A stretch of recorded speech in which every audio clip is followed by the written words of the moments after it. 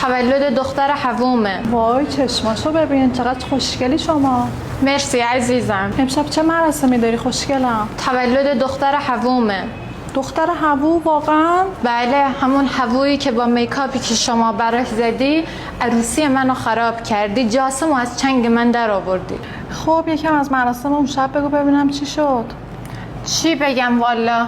اون شب عروسی من بود ولی همه داشتن به حووی من نگاه میکردن. یکی میگفت چقدر خوشگله، یکی میگفت چقدر جذابه. انگار نه انگار عروسی من بود، انگار مراسم معرفی حووی من بود. حالا چی شده با این همه اتفاق بازم میخوای بری تولد دختر حووت؟ خب معلومه دیگه، چون جاسمی جونم اونجاست. میخوام فقط یک بار دیگه منو ببینه.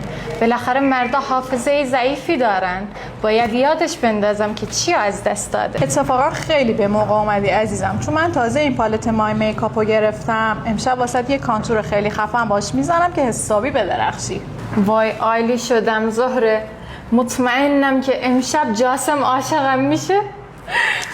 زهره جون مطمئنم با این میکاپی که امشب برای من زدی تمام توجه جاسم به منه و اون افریته از حسادت سکته میکنه.